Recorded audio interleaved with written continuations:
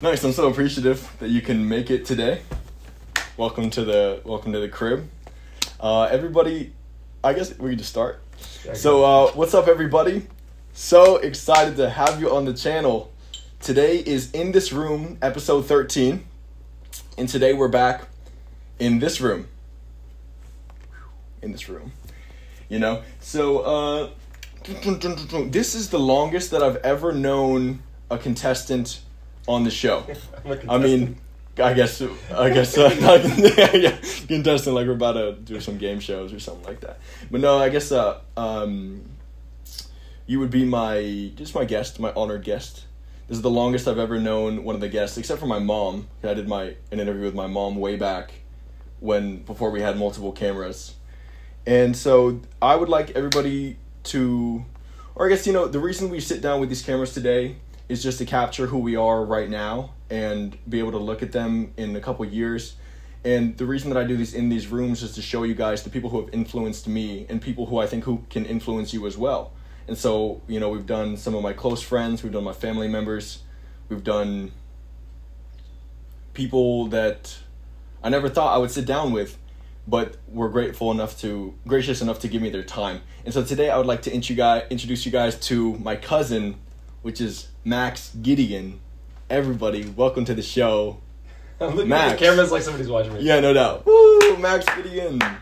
Welcome to the show. How are you feeling today? It's a Thursday at 1:45. I'm good. I appreciate it. Lucky to be here. Appreciate your time, because I know you're a busy man. You got people to look after and responsibilities to Normal life stuff. To fulfill. So appreciate you coming in the middle of the day to sit down and have a chat. So I have some questions that I would like to dive into, but I always just kind of open it up with just how are you feeling and what's going on, what's new, what's going on these days. I was telling your dad I'd drive across the country on Tuesday. Is that right? We leave for New Hampshire on Tuesday. Okay. And is this going to be okay if I do this? Or Yeah, it's fun. Yeah, we leave on Tuesday. We're driving to New Hampshire. We're going to spend all of August in New Hampshire with the dog. And then we drive back in early September. So. That's crazy. The whole month. The whole month. Why are you guys going? Is it vacation? Yeah, so Catherine, my wife, mm-hmm. her family's had this house in the woods since 1929. Mm-hmm. It's uninsulated. You can't be there in the winter. You'd freeze to death. Yeah. And we have gone out there a bunch of times. Like, when we lived in the van, we stayed 2 times out there during the month. Yeah. And so we want to go back out there as usual. We've been out there a bunch of times together, but we really want to get the dog out there. Okay, cool. And I'm never going to put Sadie in the belly of a bed. Or in the belly of an airplane. Okay. And so we're going to drive so we can bring her with us. So. Nice. You taking this guy here? Mm-hmm.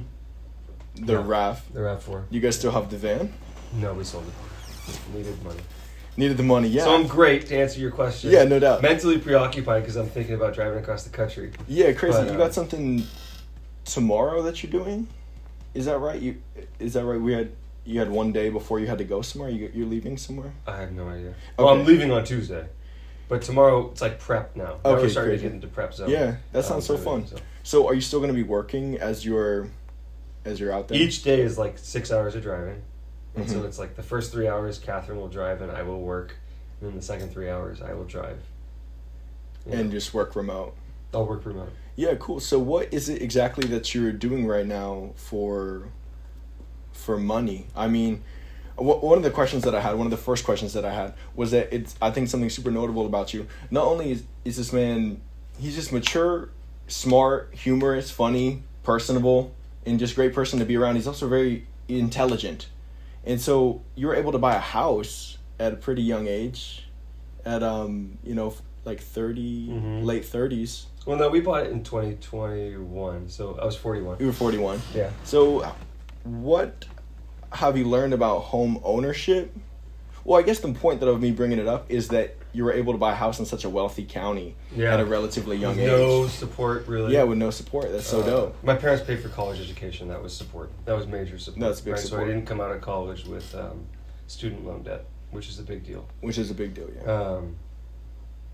I was just talking with Catherine about this. Like, we say we're very frugal.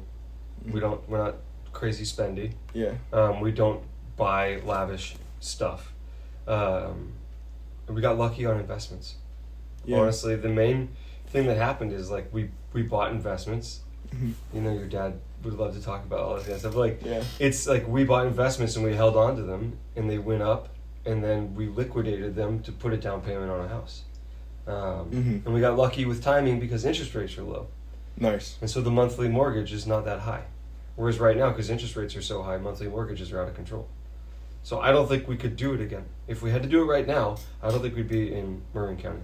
We couldn't afford it. Yeah, that's crazy. So what have you learned about home ownership? Are there property taxes you need to pay every year? And then also just like, what is it like having your own crib? It's just yours. Yeah. We did a 400 square foot apartment for a decade in the city. In the city, yeah. I was actually going to ask you about it. And then, so we did that at 22nd and Geary. Mm-hmm. And then we did the Sunset for, I don't know, 6 years or something like that. Yeah. Catherine would know the exact years, but I don't remember the exact years. I don't remember you guys were down there. Yeah, so we did the 400 square feet to 700 square feet in the 700 city. Was up on the hill. 700 was up on the Portola. hill. Then we did the van for a year and a half, which was like, 30 square feet. Yeah. And then now we're in a 1,300 square foot house, which feels massive. Mm-hmm. It's amazing. It's really fun to be in a house that's like yours.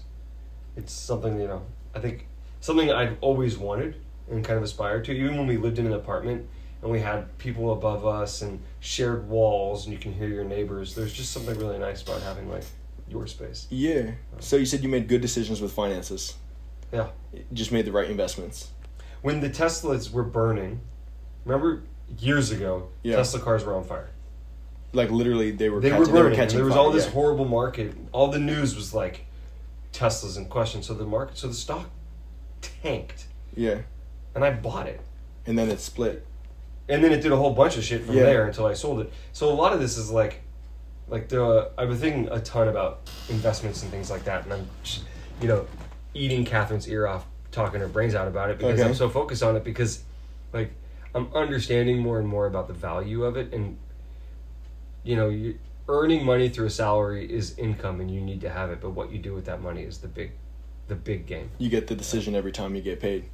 Yeah. So what would you do if you were in my position? I feel like every month I'm strung out, even though I'm not even. Yeah. I don't even pay rent, but I feel like I don't have enough. Yeah. So what would you be doing? I mean, I'm investing into my Roth every month, which Barb helped me get set up. Good. And I put money on the side, but I just feel like the videos, they cost money. I feel like this is my calling to be making videos. Yeah. I'm not like this doesn't cost anything. You're not charging me, and my friend doesn't charge me for it. But I feel like just with the expenses, I don't have enough. So what would you be doing if you were 26, still living with your dad, and trying to eventually buy a house himself as well? I think that you're at least thinking about it, which is kind of step one. Yeah. Right? Like, yeah. I think a lot of people just go through like life and don't think about saving.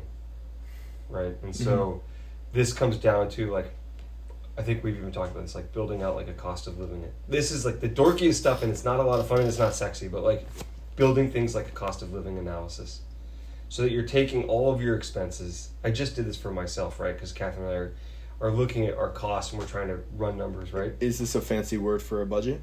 Yeah, it's a budget. Yeah. Okay. So you're like, every month I pay X, like let's just say you live in an apartment, okay? You're going to be like, rent is X. Yeah, off the top. My cell phone bill is this. Yeah. What are your fixed expenses? Your Comcast, your Netflix account, and all these different things you have that have fixed costs associated with them that you definitely have to spend.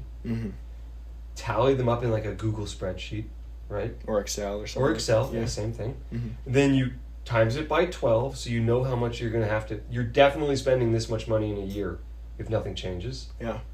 And then take that and calculate what your tax bracket is.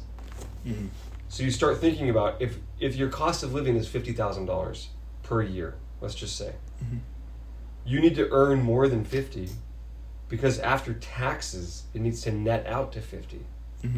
So thinking about it, not just cost of living, but thinking like That's my base cost output. How much do I have to earn to create that cost? Yeah. Right? So like backing into that number through what your tax bracket is. And you can see that the last time you filed your taxes. Right. You have your tax bracket. Yeah. So, and then saving every single dollar you can. Right? Of course, like... Just putting it in a high yield savings account? You could do a high yield savings account to earn a guaranteed percentage. Yeah. At your age, I would, and this is what I'm doing too, Mm-hmm. is put it in like an S&P 500 exchange traded fund or an ETF. Yeah, sure. And just putting the money there, because like there's so many, looking at like how your dad day trades, or even my dad, he's not a day trader, but he's all over the stock market, and I've bought a ton of stocks and lost. Anytime I tinker too much, I lose. Yeah, no doubt. Right? And so like yes, individual stocks can earn a ton of money, right? That's kind of the excitement of them. Like look at what something like an Nvidia has done over time. Yeah. But if you just at your age, you need to be like this is not me saying this is what you have to do. Compound. If I was in your position, Yeah. compound interest. Yeah. You put money into like an exchange traded fund that's an S&P 500 and reinvest the dividends. Right? And so every single dollar just reinvests and reinvests and reinvests. And so it just kind of creates a wet snowball. At what point can you like take it out? It's not 65, is it? Because like if it's in a Roth, I think it's 72. I've read books. Maybe I have it here. Yeah, this book right here, Unshakable, Tony Robbins. Yeah. He's talking about how you can live if you have enough money that's earning enough interest. You can live off of that money, but you need a lot of money to do that. Like a couple $100,000. Like I think a couple million to do that. Realistically. But you can't take it out before you're 65, can you? If it's in an investment retirement account. Okay. 401k, Roth IRA, traditional IRA. Yeah. I don't think you can touch it without penalty until maybe it's 65 or something like that. Mm-hmm. That's too far out for me to even worry about. I'm putting money into them. So like, do you have a 401k through your employer? No, I do not. If you find an employer that gives you a 401k, you max it out. Yeah. Or you put money there, because ultimately when you take it out, it's not what you earn, it's about what you pay in taxes when you actualize the money, right? So like, if you put it in a Roth, or if you earn a certain amount, it has to go into a traditional IRA. I don't know if you want to have this be the whole interview. No, but like cool. Then when you take it out, you have to pay taxes on it, right? And so certain things. With a Roth? The Roth you do not have to pay taxes on, but a sure. traditional IRA and a 401k you have to pay taxes on. And so it's about what you pay when you take it out. I would do like a normal investment account and put money into like just a investment account. Yeah, cool. Too. But it's about saving at the end of the day. I was also reading this other book, Tony Robbins' Master of the Game, Money Master of the Game. Yeah. And he's talking about how I think in the foreword he talks about how he's never known somebody to save their pay raise.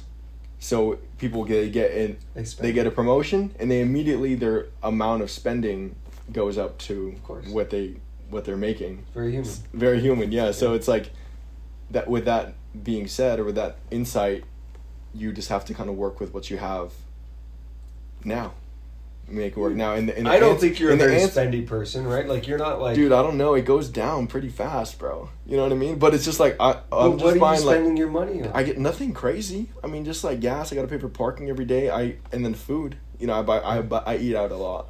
That's like a big one. And then and then groceries. And then I spend a lot of money on the videos.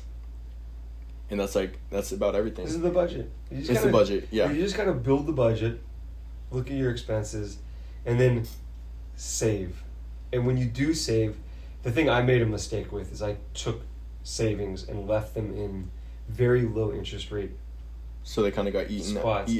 I mean, they made money, but they didn't make as much money as they could have made. Yeah, sure. Right, and that's why I say like, put money into like an S&P 500 ETF and go to sleep on it. Don't think about it. Don't tinker with it. You know. Yeah. Do you know Larry June? You ever heard of Larry June? Mm-mm. He's a rapper from the Bay Area who, I guess you could say he made it. Mm-hmm. And I watched an interview with him the other day, and he is very successful. He's like kind of the epitome of what success as a rapper would look like in the Bay Area. They did an interview on a yacht here in the harbor. He's got cribs in Sausalito. He's driving a Ferrari. He's got houses in San Francisco. He's spending a lot of money. He's spending a lot of money. But when asked how he did it, he just said, I think verbatim, he said, I just made a lot of really good decisions with bread, and I would like to do the same. So just every time I get a paycheck, I gotta divide it into where it's where it's supposed to go. But I just want to take a second and say this is so cool. Again, it is a privilege, I feel like, to be able to sit here and just be able to chat. And there's no pressure in the fact that we've known each other. Yeah, and no pressure on me. Oh, you know what I mean? And there's no pressure in the room at all. And we just got to sit here, and then I've known you for so long. I remember we were in Chicago for Thanksgiving. With Grandpa? With Grandpa, way back. And it was snowing, and I was playing football by myself outside. I was probably 6 years old. Mm-hmm. And I was probably doing it a little bit for attention, but I was just like throwing the ball up outside and like looking to see if anyone wanted to come out. And I remember you came out and we started playing together. So I remember it'd be cool if I could find this one picture of you holding me. There's a bunch of those. Yeah, when I had like this army suit on. I think it was probably Halloween or something. Totally. And so just a cool testimony as to how far back we go. And so, you know, you got a brother. I have a brother. How is your brother doing? He's doing good. He's good. So there's only four of us at the end of the lineage. Yeah. 4 Gideons left. 4 Gideons. There's me, my brother Jacob, who lives in I don't have kids, and Zach doesn't have kids. Yeah, so you're and right. At our age, I don't think that's on the table. So it doesn't. I mean, look, who gives a fuck? No, it matters. It matters. It doesn't matter. The Gideon name is important.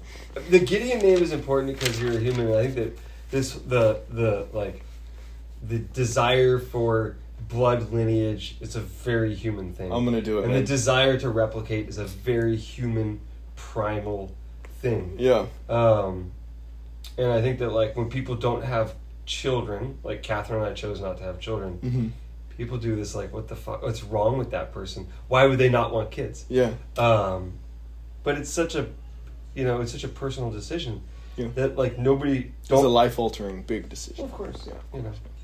I don't have them, and it's life-altering in some ways. Both ways. If I had them, it would be obviously more drastically life-altering. Yeah, for sure. But yeah, it's kind of up to you guys to keep it going. We'll do it. Okay. I think we'll do it. No pressure. Yeah, no pressure, like we said. Yeah, so I just want to give a shout out to Zach and to say that we support you, Zach, wherever you are. We love you. Yeah. And I want to see you soon because it's been too long. So come to Thanksgiving. Also, I wrote down I want to give a shout out to Shuggy and Scout. Shuggy and Scout, the best dogs ever. Yeah, and Hopper. And both your parents. Mark and Karen. So, Shuggy, Scout, Mark, Karen. In that order. Okay, all right, so now let's just change gears. Yeah, enough money talk. Enough money talk. That's good, though, because I could use it. And it's pretty fucking simple. Yeah, okay, hit me. Save money. And when you save the money, put it into like the fucking S&P 500 ETF. Mm-hmm. Don't think about it. And just keep putting the money there. Mm-hmm. That's it. Yeah. It's not rocket science. You don't have to be a genius to do it. It's just don't buy random stuff that you don't need. Don't tinker. And when somebody goes, dude, you should buy this stock, don't fucking buy it. More often than not, don't do the thing where you go to a party and somebody says, I heard this company's going to do X, Y, and Z. Yeah.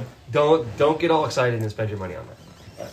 Change gears. Let's go. All right, changing gears. Just moving forward. We're peeking into the brain of Max Gideon. So I was going to ask you, what in your mind is... Well, you're a spiritual person, right?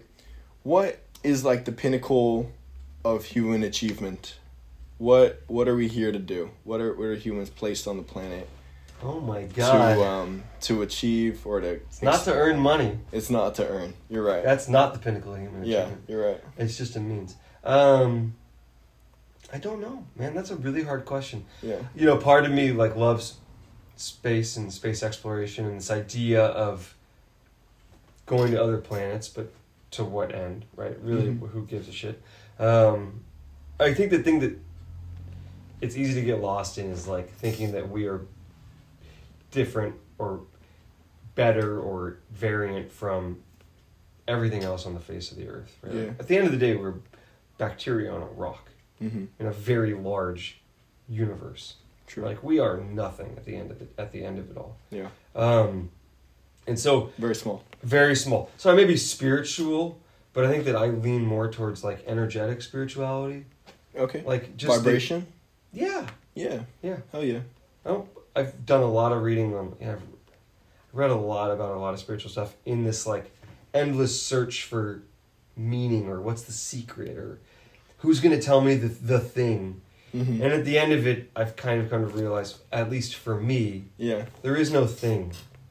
Nobody's going to magically tell me this may make you happy, right? Like, or more spiritual or less spiritual. It's all, you know. Well, I wrote down, what is the highest state of consciousness that you've ever obtained? Me personally? Yeah. You ever have like a trip or like a incident or like an experience that were like, bro, you were up there? Were you like what's funny is that like, mushrooms or psychedelics, or those experiences are really intense and really like, oh my God. But honestly, like lucid dreaming. Yeah. You've talked about that for a while. Has been for me, like, so I'm reality checking now, of course, because we're here doing this and we're talking about lucid dreaming. It's in terms of like what is the most intense experience. Mm-hmm. Being completely lucid in a dream state is really unbelievable. And being able to create your reality. I had a lucid dream, funny enough, like either earlier this week or last week, where I was running on the beach at night, and it just clicked, like, holy shit, this is a dream. Yeah. And so I immediately flew out over the ocean, and it was nighttime, and I'm over this like beautiful ocean. And if you could see the chemicals that are being released in the human brain when that happens. When you're flying. Well, it's just like endorphins and dopamine and serotonin is just like flooding because it's such an intense, real experience. Because at the end of the day, like, your brain is just an input mechanism, right? And so these are all sensory things to input into the brain, but when you're dreaming, the brain doesn't know it's not awake. So the input mechanisms are arguably the same. So you feel the wind, you feel the air. It's almost like it's real. It is. I mean, it is real. Yeah, it is. What is the difference, right? Yeah. So I flew out, and then I flew up into the stars and just floated in space for like 3 minutes until I moved into another dream and I lost the lucidity. But for me, that's like, you can do all these things with, like, people take acid and they take drugs and MDMA or Molly and all these things in order to get to these places, but then you have a lucid dreaming experience and it's just like, and you wake up and you're like high from it for like a day or two because it's such an incredible experience. Yeah. So that's pretty cool. Do you believe in enlightenment? I think enlightenment is a very loaded term. Like a state of consciousness where like you low key like reached it. Like, I mean, like, what is enlightenment? Define enlightenment, right? Very hard thing to define. Yeah. Like heaven. Yeah. Like heaven on earth. Yeah, but even that is different for everybody. Differing between religions. Just humans. Yeah. Heaven for one Christian can be very different for heaven for another Christian in terms of what they would deem as I'm in heaven. Mm-hmm. And so enlightenment kind of goes to what we were talking about, what I said earlier. Like, I was searching and searching. I'm reading books on, name a religion. I kind of read a book on it at some point because I did this really long, 15 plus year search for, like, what is it? Trying to find it. Mm-hmm. And then I think ultimately for me, I kind of realized there is no it. Mm-hmm. There is no enlightenment. I think that enlightenment, in my personal definition, would be a state of equanimity where you're not super perturbed or affected by what takes place around you. And even if you are affected by it, you can actually note that you're affected by it. Yeah. And how it's affecting you. And being able to get that extra layer of consciousness so that you're not in it all the time and experiencing it without understanding what you're experiencing. Kind of being detached from it. Being able to at least see, like, I'm driving and that person cut me off and made me angry. There's two reactions. There's like gripping your steering wheel mad, people go into road rages and kill each other over shit like that. Yeah. Or having the ability to have the moment of frustration and anger about being cut off, but then noting, that made me angry. And as soon as you note it, it reduces it.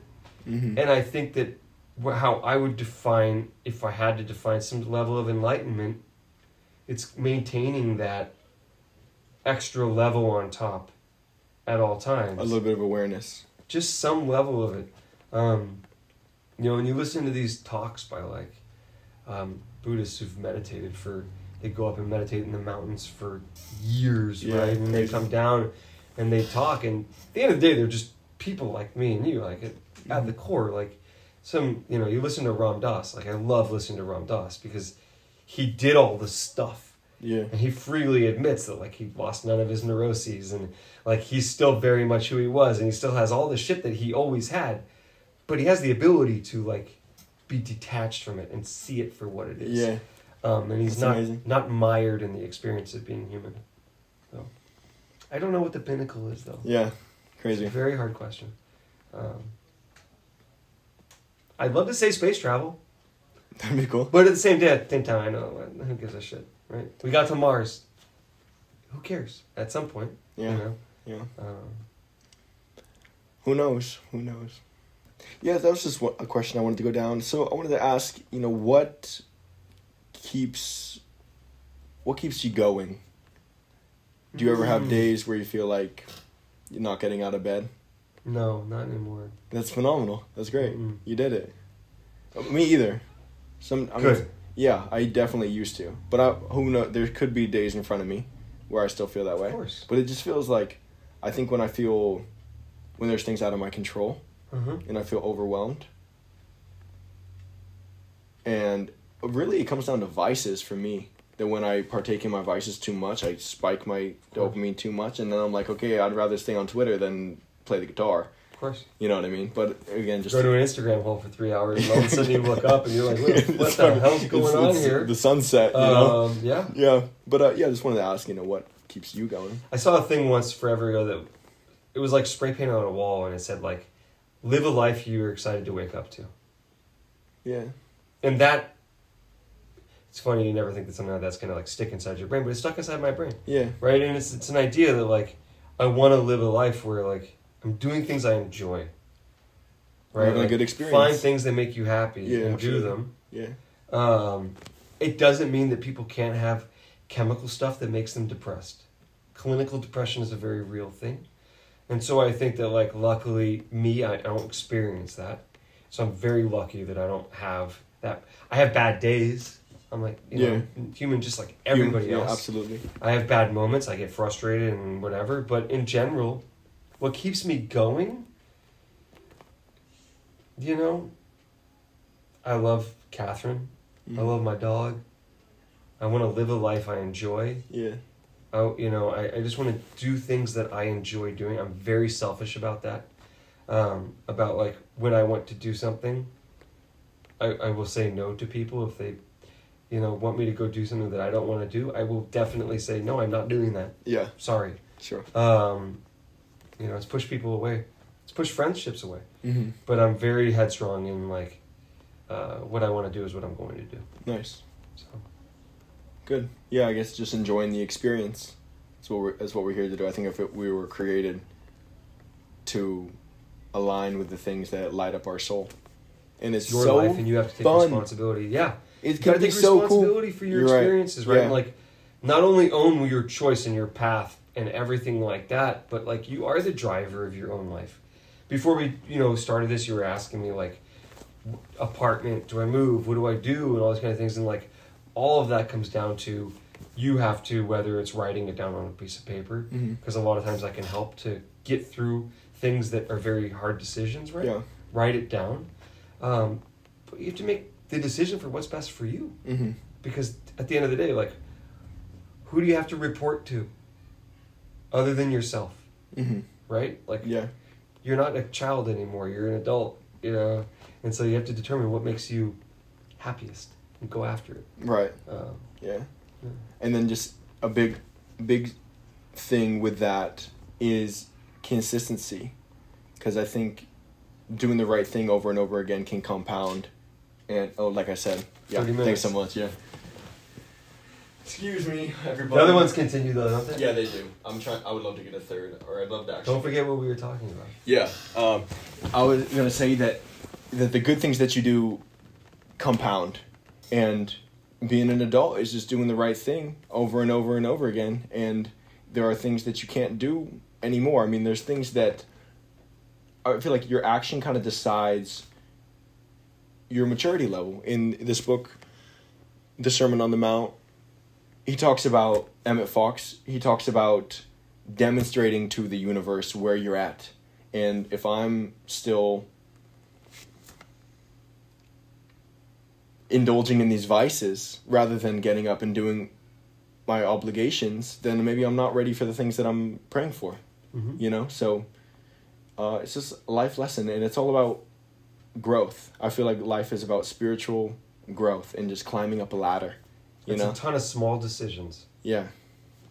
You know, each decision is a little pebble in the pile. It's crazy. You're right. It is a lot. Every single thing you decide, do I want this? Do I want that? Do I want a burrito or do I want a salad?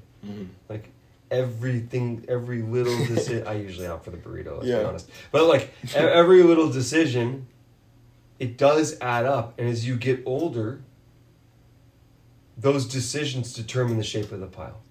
Yeah. You know? It's true. Trajectory. Totally. There was you ever read Atomic Habits? I haven't. I didn't read the whole thing, but the whole thing is, I think I listened to, half of it on audiobook. Okay, fair enough. Then I was like, I don't know if I was retaining it. It's like, just coming in and out. But the whole thing talks about little small tweaks to change the trajectory of your whole entire life. You know what I mean? So I completely believe that. Especially in 10-year period, not just like next week or next month. When you're my age? Yeah, exactly. And where I'm going to land up when I'm 36 depends on the salad or burrito that I have today. It's small decisions. Yeah. When they're right in front of your face. They're small decisions. The food thing, okay, whatever. But like, it's stuff like, do I want to stay here or do I want to get an apartment? Yeah. Am I happy in my job or should I look for a new job? I can save $500 this month. Should I save it? Or should I go get that camera I really want? Yeah. Right? It's little decisions like that over and over and over and over and over again that do ultimately in 10, 20 years determine. Yeah, I think this is where I feel lucky to feel like I think the universe has a preference for what you do. Do you agree with that? I think you have a preference. Yeah. And that you're pulling that in. And whether it's the universe that has the preference for you or you personally inside your brain that has the preference, it doesn't matter. At the end of the day? It doesn't make a difference. The output's the same. It doesn't matter what you believe, right? It doesn't matter if you're Muslim or Christian. If you're a good person, you're a good person. Who gives a shit? Or Buddhist or name anything, right? Yeah. It's the outcome that is the truth. The outcome. Yeah. Like the product. The product of it. You know? Yeah. That's how I try to live most of my life, is just doing what I think God wants me to do. Yeah. And I know for you, that's what works. It works for right? me. It helps to guide you down the pathway that works for you. Yeah. But I respect I don't push, you know? Some people use Shiva. Yeah. It's the same thing. I don't push your pride, you know? Yeah. I don't think anybody's wrong unless they like worship darkness. Yeah. But if they're a good person and they worship darkness. I don't know. We'll see. You know what I mean, though, because it is the product. I mean, do you want to? We could go down. Do you want to go? We're talking about Satanists. Well, Jake and I were just talking about it, and he was telling me, he's like, bro, you got to read their covenants. They're good people. I'm like, bro, I mean, what? So at the end of the day, this is my experience. I met the devil. I met the devil when I was in the hospital. I remember. Yeah, and he wanted me to join his side. At the same time that was happening, this is just my experience, and this is what shaped me into believe what I believe. You know, at the same time, Jesus interfered. The Holy Spirit was like a light, and I actually saw light. Sure, at the same time, my brain was not good. And chemical imbalance. Yeah, and I saw hella lights, but this is my experience. This is what was true for me. And then there's a Bible verse that just says, why would a man gain the whole entire world yet lose his soul? And so, man, I'm probably the coolest Christian you ever meet. You know what I mean? I hope I've never made you uncomfortable. I hope I've never made anybody uncomfortable with what I believe, because I'm just here to demonstrate what I believe to be true. And then in that book that I was talking about, the Sermon on the Mount, it just talks about don't push at all. Nobody likes that. Nobody likes that at all. And it's not cool. You know what I mean? Who wants to be told that they're wrong and then told that the person that you're talking to is right? What a dick. You know? what a douchebag. And so oddly enough, worked for a lot of the missions. For the oddly enough, yeah. Oddly enough, they also had rifles, guns and rifles. Yeah, and we'll kill you if you don't do this kind of stuff. But but I have this one bar where I say I prefer to demonstrate my way of life rather than waste my time and correct you. And so we'll just see. And I guess it just comes down to trajectory and then the way that I look at it is just how closely and finely I can adhere to the will of God, because I think God has written a plan for everybody on the planet, and I think that if you adhere to it, then the experience that we're having is just going to be phenomenal. I wasn't sure what our initial point was, other than it's just I don't think any religion is wrong except for Satanism. Yeah. Oh yeah, that was our initial point. Satanists. We forgot Satan. Yeah. But there's like witchcraft. There's druids. There's all sorts of things that used to be like witches were essentially viewed as like very, very, very horrible things for a long time. Yeah. Pagans. I mean, a lot of that stuff is actually like essentially a nature-based religion. And I'm not trying to say Satanists are great. I'm not that I've not read enough about to have a formulated opinion on. But it's about the outcome. It's about whatever somebody believes. Yeah. Because everybody believes something different. It's about like what comes out of the machine at the bottom of the thing, A way that I loved that I heard actually was Tony Robbins. He said he wishes everybody's experience with God can be as unique as their own signature.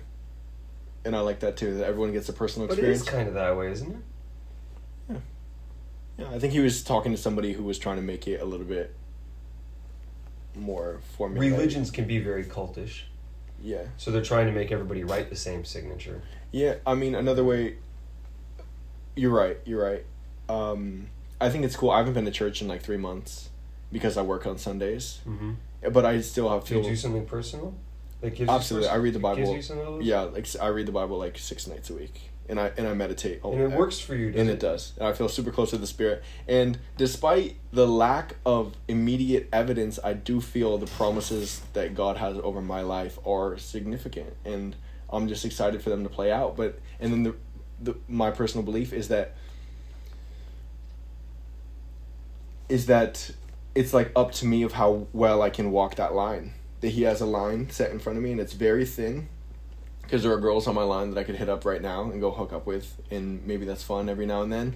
Or there are drugs that I could go reach for right now. But if I reach for them too much, or if I see too many women, or if he speaks to me clearly and says, do this, and I don't do that, then how can I expect the reward? I think honestly, I've been smoking too much weed. And the other day, I'm at work and I'm nervous, just a little anxious, and I'm asking God for his peace, because I think he can provide it. And if you ask, but I'm thinking to myself, am I viable to receive his peace if I'm living outside of his doctrine? But I wonder if my case will have more weight behind it when I have more to show, because I'm just kind of low-key living in my dad's crib making videos. You know what I mean? I think I'm an impressive... I don't talk about myself too much, but I think I demonstrate myself well. I've gone through a lot, and when I'm at Pojo, I'm the nicest motherfucker. You know what I mean? So, I'm proud of where I'm at, but we still have a long way to go. And if you feel like you're smoking too much weed, you're definitely smoking too much weed. All right, thanks. The gut knows, right? You know deep down. Yeah. You know the answers to most stuff. Yeah. Deep down, no matter how it comes into your brain, okay. You know the answer. Mm-hmm. It's about letting it be the answer, and not fighting your parts of your brain through it, right? Yeah, because sure. There's so many different facets, and so I think I have a call in 10 minutes. Okay. All right. Let's see. Hold on. Yeah, no worries. Hold on. But dude, yeah, I mean, look, I used to smoke. I smoked weed every day for like maybe 20 years of my life. Okay. I didn't know. Never with school, never with work. It was only like at the same time that I would have a glass of wine at the end of the day would I smoke. Yeah. But it started to give me anxiety. And to the point where I was like, fuck this, I don't want this. Yeah. Right? So now I don't smoke weed anymore. You moved to edibles. I don't even do edibles anymore. I'm just kidding. I don't do any of it anymore because it gives me anxiety. Yeah. Now I finish my day with a beer. Or a glass of wine. What kind of beer are you drinking? Yeah, like a hazy. Or like a West Coast IPA. Nice. You know, I like a simple. Lagunitas. All right, well, should we go to the last question? Yeah. We'll skip. Yeah. Okay, well, I was going to ask you about something that you told me one time. You said when you were living in Portola. Oh, Jesus. Portola? Yeah. The right in the sunset. Oh, wait, yeah. Isn't that... Sunset. Wait, no. What's that? The view called? Isn't the street Portola? No, that wasn't the street. It was Moraga. Moraga. Yeah, that was the street. When you were living in Moraga, you said that you were standing on the bus stop every day and questioning your life decisions before you went to work. Yeah. And then you quit your job. And I got laid off. Oh. I got laid off. I got laid That's off different. from Oracle. I got laid off. Oh, really? Yeah, I got laid but off. You get severance? Not really. But then you guys went on a cross-country road trip. Were those two intertwined? You were like... Because I did the same thing. You know, I did SF State for 1 year and I hated it. And I felt like I was in a box and I was questioning my life decisions. And then I went on a cross-country road trip. So I was just going to have you tell us about, your decision to leave the corporate world and go... Back in it now. I think that, like... I had a job where I had to go to an office and be present in an office. 5 days a week. 5 days a week. Fuck that. I'd get up, take the train to work, go to work all day. You bus to the train. I would, for a period of time, I was taking a bus, train, walk, office, 9 to 5. Yeah. At least, sometimes longer, depending on how long my boss stuck around for, because I couldn't leave before my boss. Mm-hmm. Train back home, get home at like 7 o'clock type. Maybe not that late, 6:30 type thing. Mm-hmm. But like the vast majority of my life, 5 days a week, from a percentage standpoint, was dedicated to working and essentially enriching other people. Of course, I was being paid and I was well compensated and blah, blah, blah, blah, blah. But I found it to be very soul-sucking. There's an element of swallowing that pill in life, of working in those environments, that a lot of people do, okay? It's not a fucking ho-hum, so sad type thing. It's just, like, thank God I didn't have kids, because then it's even more challenging to your soul. Can't imagine. My parents did that. A lot of parents do that, where, like, they're gone all day. My mom had a job where she was working in the South Bay. She was getting up at, like, 6 o'clock in the morning or something like that, driving down to the South Bay. She wasn't home till 8 o'clock at night. Yeah. And then one morning she came out. This really fucked her up. She came out. I'd woken up really early and I was sitting in a chair in the living room. I had to go to school, but I was waiting for her to come out. She's like, "What the fuck are you doing?" And I said something along the lines of, like, "I just wanted to see you before you didn't go to work, because I haven't seen you in so long." Yeah. And it really screwed her up, and she ended up quitting the job. Probably cost her a bunch of money to quit that job. that one experience. But because I hadn't seen my mom. Yeah. Right? And so going through that process, there's moments where that's really challenging. But it's like, honestly, like, while I say that, I also realize there's an element of, like, oh, I'm so sorry. You have a full-time job that you have to go work at? Yeah. Like, who was I to complain about that experience at the end of the day? I got laid off when I was there, and I wanted to get out of, like, the industry I was in, and we traveled in a van, and we did that whole experience, which was amazing, and it helped me to come back to the industry I work in, to have a little bit of a fresh eye on it, because I needed a break. I've been doing it since 2006, so I'm coming up on 20 solid years of work, essentially corporate work for 20 years. But to your initial question of, like, how do I have a house? Like, that's part of it, right? And so it's a give and take, right? It's a game at the end of the day. Yeah. So cool. Good answer. I would hate to make this about me, but I will.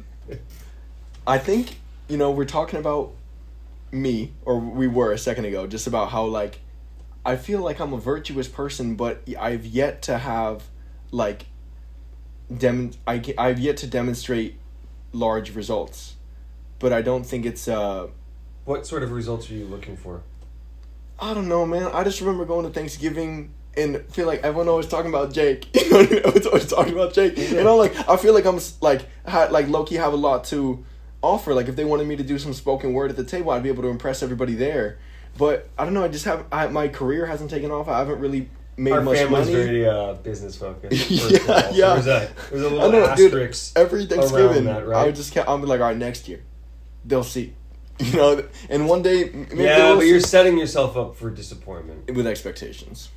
Expectations are the mother of disappointment. Yeah, actually, something that you said that stuck with me when I was in college was impermanence.